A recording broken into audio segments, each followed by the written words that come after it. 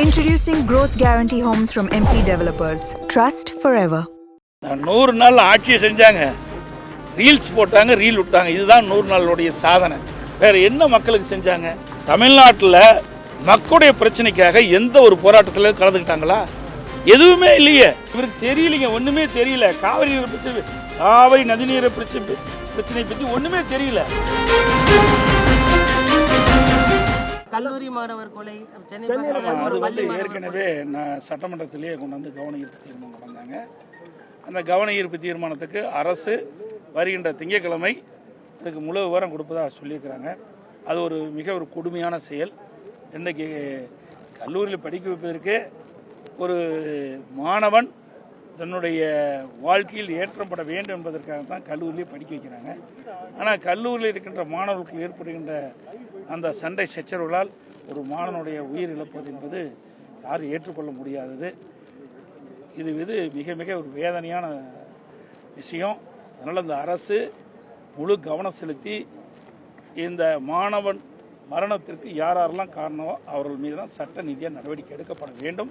சில பேருக்கு மேலே நடவடிக்கை எடுக்கப்பட்டதாக பத்திரிகையிலே ஊடகத்திலே செய்தி வந்திருக்குது. ஆனால் போதைப் பொருள் கொடுத்து புகார் கொடுத்ததுனால தான் அந்த மாணவனை கொண்டாங்கன்னு ஒரு தகவல். ஆனால் அதை கல்லூரி நிர்வாகம் ஒட்டுமொத்தமாக மறைக்கிறதா ஒரு புகார் இருக்கு. ஆனால் ஏற்கனவே நான் சொல்லியிருக்கேன், இது குறித்து எங்களுடைய சட்டமன்ற உறுப்பினரும் சரி, மற்ற எதிர்க்கட்சி சட்டமன்ற உறுப்பினர்களும் பல பேர் கவன ஈர்ப்பு தீர்மானம் சட்டமன்றத்தில் கொண்டு வந்திருக்கிறாங்க.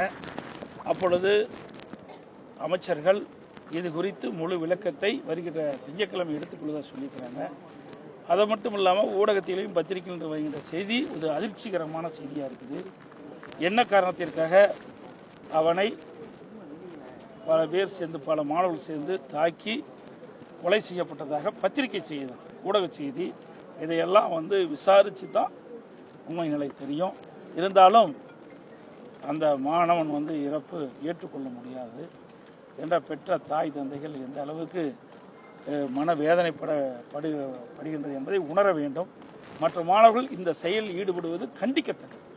அது போதைப் பொருளினால் வந்ததா, அது மற்ற விவகாரத்தில் வந்ததா, அதையெல்லாம் காவல்துறை விசாரித்து உரிய நடவடிக்கை எடுக்க வேண்டும் என்பதுதான் எங்களுடைய நிலைப்பாடு.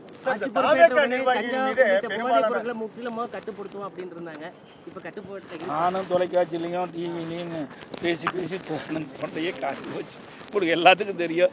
நம்ம சேலம் மாவட்டத்தில் இருக்கிற தொலைக்காட்சி நண்பர்கள், பத்திரிகை நண்பர்கள் அத்தனை பேருக்குமே தெரியும். கடந்த 5 ஆண்டுகளில் என்ன தொடர்ந்ததோ அதை விட அதிகமாக போதைப்பொருள் விற்பனை அதிகமாகிட்டது. இந்த 5 நாளுக்கு முந்தி கூட 247 கிலோ பிடிப்பட்டதாக பத்திரிகை செய்தி ஊடகத்தில் வந்த செய்தி பார்த்தோம்.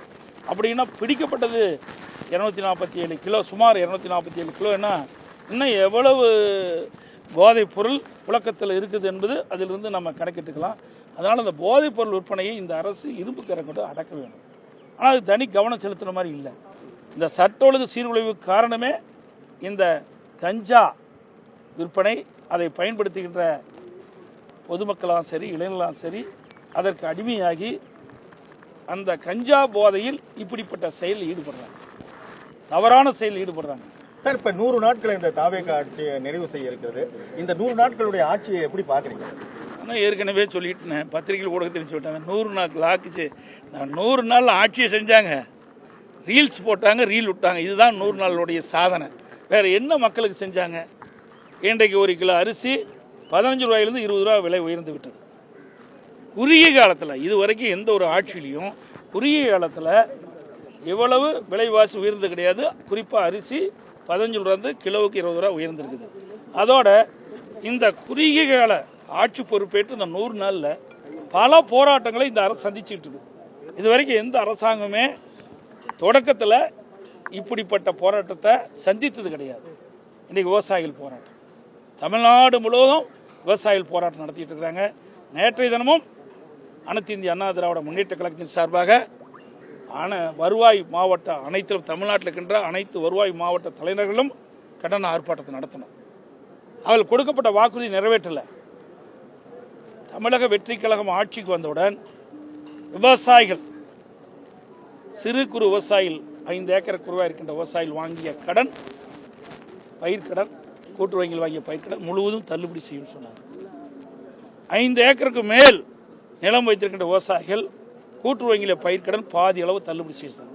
ஆட்சிக்கு வந்த பிறகு தமிழக வெற்றி கழக ஆட்சியினுடைய முதலமைச்சர் அவருடைய அறிவிப்பு சிறு குறு விவசாயிகள் 5 ஏக்கர் குறைவாக இருக்கின்றவர்களுக்கு 75,000 ரூபாய் தள்ளுபடி. அதற்கு மேல் இருக்கின்ற விவசாயிகள், அது சிறு விவசாயம் சரி, குறு விவசாயம் சரி, பெரு விவசாயம் சரி, எல்லா விவசாயிகளும் 35,000 தான் தள்ளுபடி சொல்றாங்க. இது எப்படி ஏற்றுக்கொள்ள முடியும்? அனைத்து கட்சிகளும் தொடர்ச்சியாக வலியுறுத்தி வராங்க. ஆனா இவர் செவிசாய்க்கவே இல்லையே, அது எப்படி பாக்குறீங்க சார்? அவருக்கு தெரிஞ்சா தாங்க ஆகும், தெரியவே இல்லையே. கட்சி ஆரம்பிச்சே 3 வருஷம் தான் ஆகுது. எந்த போராட்டத்தில் அவர் கலந்துக்கிட்டார் சொல்லுங்க பார்க்கலாம். தமிழ்நாட்டில் மக்களுடைய பிரச்சனைக்காக எந்த ஒரு போராட்டத்தில் கலந்துக்கிட்டாங்களா? எதுவுமே இல்லையே. ஏதோ கட்சி ஆரம்பிச்சாங்க, அவருக்கு ஒரு வாய்ப்பை கொடுத்துட்டாங்க. வாய்ப்பு கிடைத்த பிறகு மற்ற கட்சி தலைவர்கள் சொல்லுகின்றத கருத்துக்களை கேட்க வேணும், அதுவும் கருத்து கேட்க மாட்டேங்கிறாங்க. குறிப்பாக சொல்ல வேணும்னா, இன்றைக்கு தமிழக வெற்றி கழகம் ஆட்சிக்கு வருவதற்கு துணை நின்ற கம்யூனிஸ்ட் கட்சி, அதே போல் விடுதலை சிறுத்தை கட்சி, இந்த கட்சிகள்லாம் கூட அனைத்து கட்சி தலைவர்களை கூட்டணும்னு சொல்றாங்க. அந்த கருத்தை கூட அவர் ஏற்றுக்க மாட்டேங்கிறார். தொகுதி மறுவரையறைக்காக அனைத்து கட்சி நாடாளுமன்ற உறுப்பினர்கள் கூட்டத்தை கூட்டின அரசு காவிரி விவகாரத்தில் இப்படி மெத்தனை காட்டுறதுக்கு உள்நோக்கமாக தான் இருக்குங்க. ஆமாங்க, இவருக்கு தெரியலைங்க, ஒண்ணுமே தெரியல. காவிரி நதிநீரை பிரச்சனை பற்றி ஒண்ணுமே தெரியல. இன்னைக்கு அண்ணா திமுகவும் தான் மாறி மாறி ஆட்சி வந்த பிறகு காவிரி நதிநீரை மீட்டுவதற்கு அனைத்து நடவடிக்கை எடுத்த அரசாங்கம். அது 1986 பொன்மனச்செம்மல் புரட்சி தலைவர் எம்ஜிஆர் அவர்கள் பல முறை கர்நாடக அரசோட பேச்சுவார்த்தை நடத்தி அந்த பேச்சுவார்த்தையில் உடன்பாடாக ஏற்படாத காலத்தில் தான் 1986 விவசாய சங்கம் போட்டதில் தன்னை அரசாங்கத்தை இணைத்து கொண்டு நாம் வழக்கு தொடர்ந்தோம். அதுக்கு பிறகு அம்மா அவர்கள் வழக்கு தொடர்ந்தாங்க. நடுவர் மன்றம் அளித்த தீர்ப்பு அரசியல் வெளியிட்டாங்க. அப்புறம் சட்ட போராட்டம் நடத்தினோம், உச்சநீதிமன்றத்தை நாடினோம். உச்சநீதிமன்றத்தில் அதிமுக அரசு நான் முதலமைச்சர் இருந்த காலகட்டத்தில் ஒரு நல்ல தீர்ப்பை பெற்றோம். அதுக்கு பிறகு அதுக்கு உச்சநீதிமன்ற தீர்ப்பின்படி காவிரி மேலாண்மை ஆணையம், காவிரி நீர் முறைப்படுத்தும் குழு ஆரம்பித்தாங்க. அந்த 2 குழுவும் பரிந்துரைப்படி தான் ஒவ்வொரு ஆண்டும் நம்முடைய கர்நாடக அணையிலிருந்து தமிழ்நாட்டு அணைக்கு, மேட்டூர் அணைக்கு தண்ணீர் திறந்து விடும். இன்றைக்கு உச்சநீதிமன்ற தீர்ப்பு ஒவ்வொரு மாத வாரியாக எவ்வளோ டிஎம்சி தண்ணி திறந்து விட வேண்டும் என்று தீர்ப்பு கொடுத்துட்டோம். அந்த தீர்ப்பை இந்த அரசு நடைமுறைப்படுத்தல. ஜூன் மாதமே முயற்சி செஞ்சுருக்கணும். நமக்கு ஜூன் மாதம் வருகின்ற 9.150 நினைக்கிறேன் அந்த டிஎம்சி தண்ணி பெறுவதற்குண்டான முயற்சி எடுத்துருக்கணும். இப்போ போய் கேஸ் போடுறாங்க. ஆகஸ்ட் மாதம் நமக்கு 45 டிஎம்சி தண்ணி கொடுக்கணும். ஆனால் ஜூன் மாதம் கொடுக்கல, ஜூலை மாதம் நமக்கு முழுசாக கொடுக்கல. இப்போ ஆகஸ்ட் மாதம் நமக்கு கிடைக்க வேண்டிய தண்ணி கிடைக்கல. அப்புறம் எப்படி? Introducing Growth Guarantee Homes from MP Developers. Trust forever.